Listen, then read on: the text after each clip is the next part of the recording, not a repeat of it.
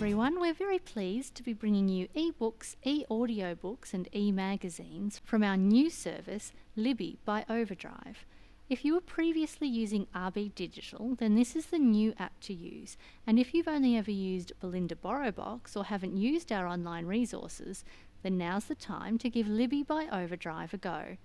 I'm going to be demonstrating on an iPad today, but you can easily use Libby on an Android tablet, an iPhone or any smartphone. The first step is to download the Libby app. You do this by opening the App Store or Google Play Store and searching for the app Libby by Overdrive.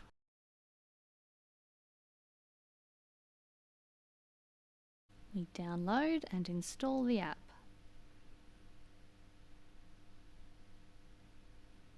You'll find the app now has a shortcut placed on the desktop of your device. Once the app is installed, you need to log in with your library card number and password. If you don't already have a library card, you can sign up online through the library's webpage at www.gmlibrary.com.au. And we also have a video to help you get set up. Okay. So the first question is, do you have a library card? And we will say yes. The best way to find our library is to say, I'll search for a library. Start to type Goulburn and you'll see some suggestions will come up, and Goulburn Mulwaree Library is listed under Southeast Zone.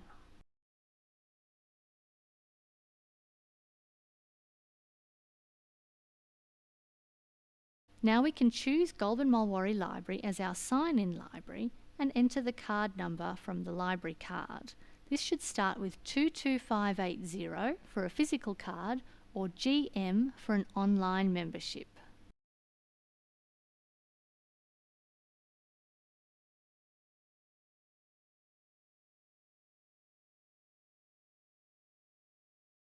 Next, it asks for your PIN or password. If you don't remember your password, then you can reset it yourself online through the library's webpage, and we also have a video to help point you in the right direction.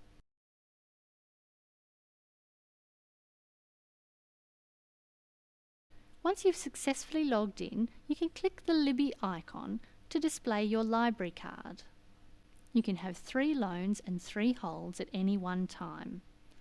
By clicking Hide, you return to the Libby by Overdrive home screen. We can access a range of eBooks, eAudiobooks and eMagazines here. When you first log in, there's a generic selection to browse through. You can have a look at categories such as Just Added, to see new things that have been added to our library collection.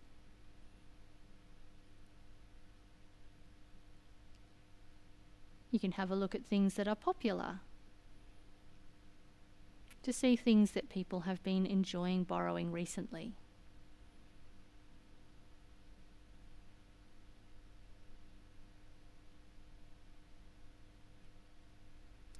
You can also scroll through some of the lists that are generated for different topics that might interest you.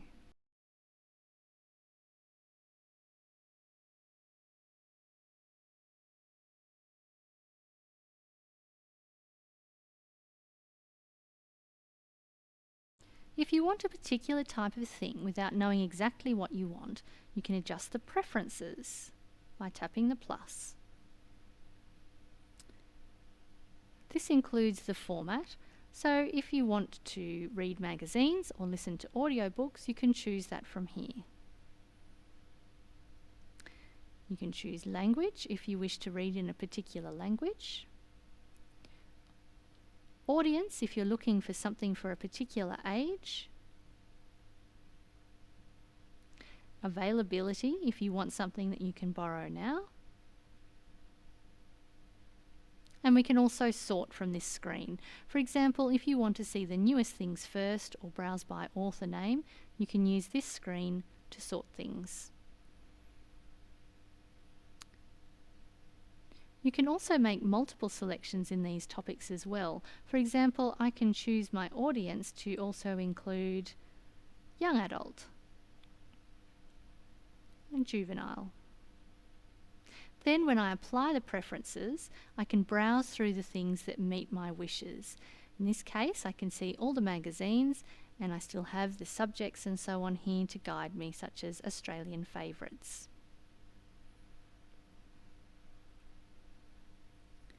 So in here I can see a range of magazines, and I can use the links at the top of the screen to narrow the results to the types of topics I'd like to read about.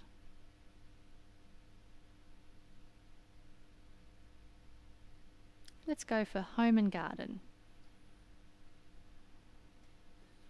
The topics with the highest number of titles appear first, but you can have a look for more topics as well.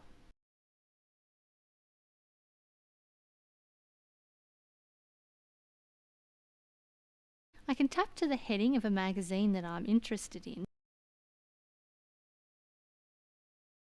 and I can immediately borrow the latest edition, or further down the page I can see the available back issues that are available to borrow as well. When I tap borrow, it confirms that I want to borrow, and you can see that it's already started downloading the title for me. I'll go back and I'll clear my preferences, as these remain until they are changed.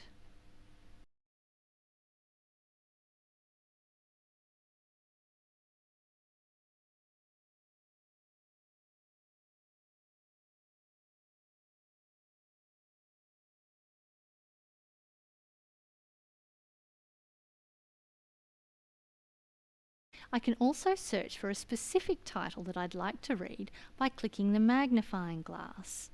You can see as you type it comes up with suggestions of titles, authors and series that may meet the word that you are typing. I can keep typing to get suggestions of what I want, or tap on something directly that seems suitable, or I can tap the search to just use the words that I've entered. I can also use the options just here to find the types of items I want, in the same way as using preferences for browsing. We can see in the results here that we have a mix of books and audiobooks. Some are available to borrow,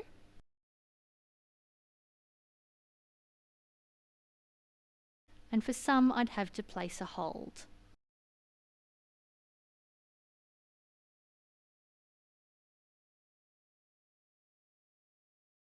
I can refine my results using the Refine menu at the side.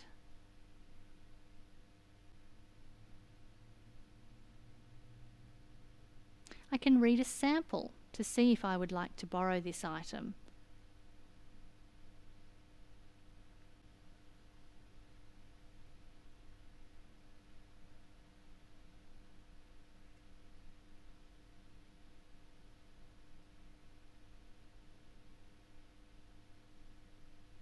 I can tap on the cover of the book to read more about the book, and I can borrow the book from here as well.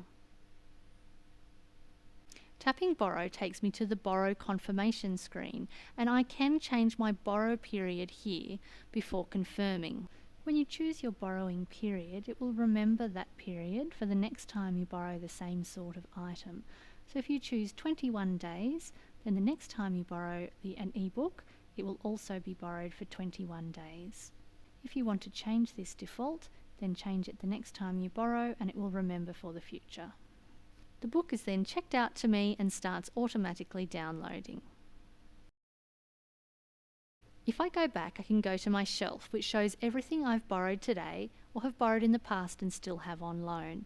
From here I can see what has downloaded and is ready to read, and what is still downloading.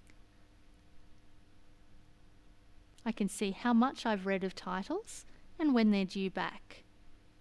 I can also go in and start reading.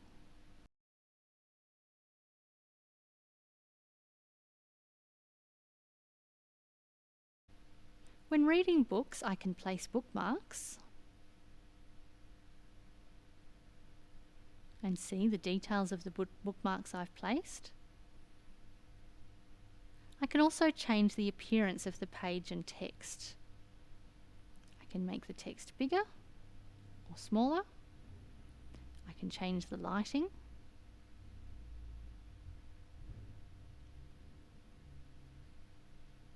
And I can change the font style.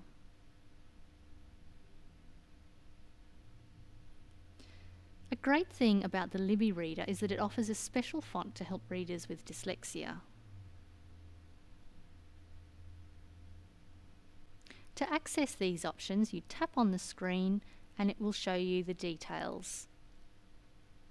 And then we can go back. Within Libby, we can also see our history of borrowings. This gives you a timeline of the things you've borrowed in the past, and as you borrow more items through Libby, you'll be able to see more items here and also keep up with where everything is up to if you need to renew or re-borrow in the future. To do this, you go back to your shelf. If you want to return a book early, you tap on Manage Loan, and then you can choose Return Early. So if you've finished something before your time is up, you can return it early so that the next person can get access to it sooner than expected. We'll go back to the shelf. So if you've got something that you're still listening to or reading and you haven't finished with it yet, when the item has 3 days left before it is due, then you'll be able to make a renewal. So you'll notice if I try to renew this item that isn't due for 17 days, that Renew Loan is greyed out and unavailable. It's too early to renew this loan. But for Harry Potter and the Chamber of Secrets, it's due in 3 days. So if we tap Manage Loan, we can see Renew Loan is now available.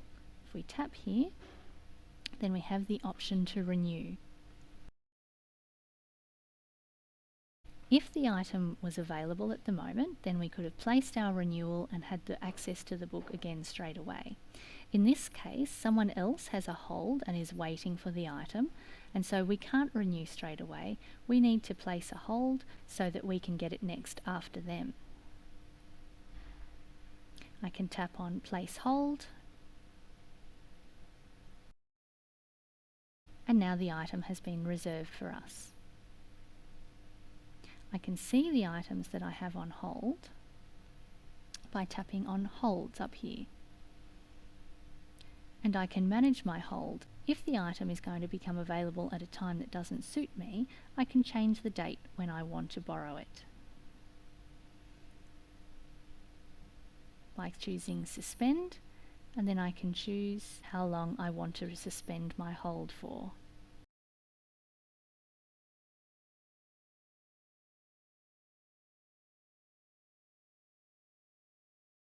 If I decide I don't want my hold at all anymore, I can also cancel it by tapping Manage Hold and saying Cancel Hold.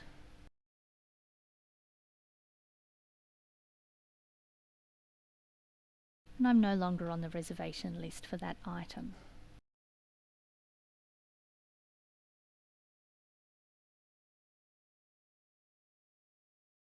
You can set up Libby so that it notifies you when your items are due or when your reservations become available.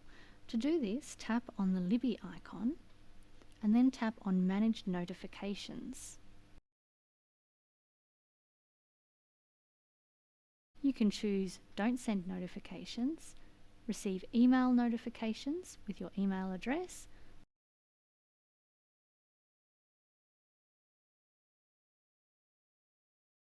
You can also enable push notifications, which are messages that come up on your device to let you know what's happening with your borrowings. Once you've set these up, you can change how you want each different type of notification to appear. You can ignore, just show the menu badge, or have the full notification. So that's how you use our new e-resource, Libby by Overdrive, to borrow eBooks, eMagazines and eAudiobooks. Thanks for listening, and we'll see you again next time in the library. Bye!